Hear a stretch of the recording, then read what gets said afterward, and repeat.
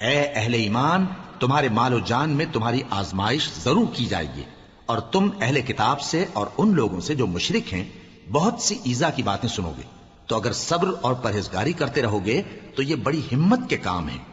اور جب اللہ نے ان لوگوں سے جن کو کتاب عنایت کی گئی تھی اقرار لیا کہ اس میں جو کچھ لکھا ہے اسے لوگوں سے صاف صاف بیان کرتے رہنا اور اس کی کسی بات کو نہ چھپانا، تو انہوں نے اس کو پس پشت پھینک دیا اور اس کے بدلے تھوڑی سی قیمت حاصل کی۔ یہ جو کچھ حاصل کرتے ہیں برا ہے۔ جو لوگ اپنے کیے ہوئے کاموں سے خوش ہوتے ہیں اور وہ کام جو کرتے نہیں ان کے لیے چاہتے ہیں کہ ان کی تعریف کی جائے، ان کی نسبت خیال نہ کرنا کہ وہ عذاب سے چھٹکارا پائیں گے، اور انہیں درد دینے والا عذاب ہوگا۔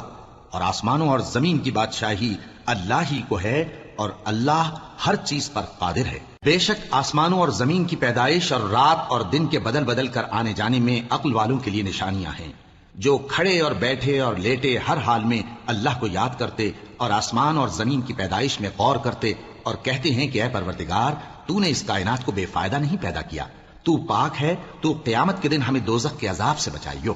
اے پروردگار، جس کو تو نے دوزخ میں ڈالا اسے رسوا کیا، اور ظالموں کا کوئی مددگار نہیں ہوگا۔ اے پروردگار، ہم نے ایک پکارنے والے کو سنا کہ ایمان کے لیے پکار رہا تھا کہ اپنے پروردگار پر ایمان لاؤ، تو ہم ایمان لے آئے۔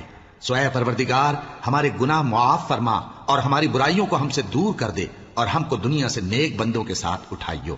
اے پروردگار، تو نے جن جن چیزوں کے ہم سے اپنے پیغمبروں کے واسطے سے وعدے کیے ہیں وہ ہمیں عطا فرما، اور قیامت کے دن ہمیں رسوا نہ کیجیو۔ کچھ شک نہیں کہ تو خلاف وعدہ نہیں کرے گا۔ تو ان کے پروردگار نے ان کی دعا قبول کر لی اور فرمایا کہ میں کسی عمل کرنے والے کے عمل کو مرد ہو یا عورت ضائع نہیں کرتا۔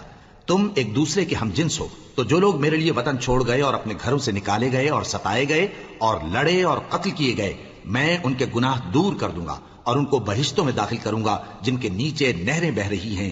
یہ اللہ کے ہاں سے بدلہ ہے، اور اللہ کے ہاں اچھا بدلہ ہے۔ اے پیغمبر، کافروں کا شہروں میں ٹھاٹ سے گھومنا تمہیں دھوکہ نہ دے۔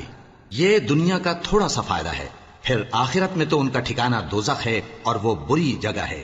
لیکن جو لوگ اپنے پروردگار سے ڈرتے رہے ان کے لیے باغ ہیں جن کے نیچے نہریں بہ رہی ہیں، اور وہ ان میں ہمیشہ رہیں گے۔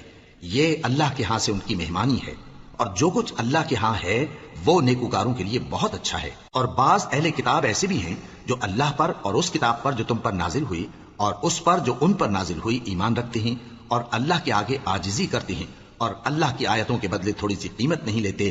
یہی لوگ ہیں جن کا صلہ ان کے پروردگار کے ہاں تیار ہے، اور اللہ جلد حساب لینے والا ہے۔ اے اہل ایمان، کفار کے مقابلے میں ثابت قدم رہو اور استقامت رکھو اور مورچوں پر جمے رہو، اور اللہ سے ڈرو تاکہ مراد حاصل کرو۔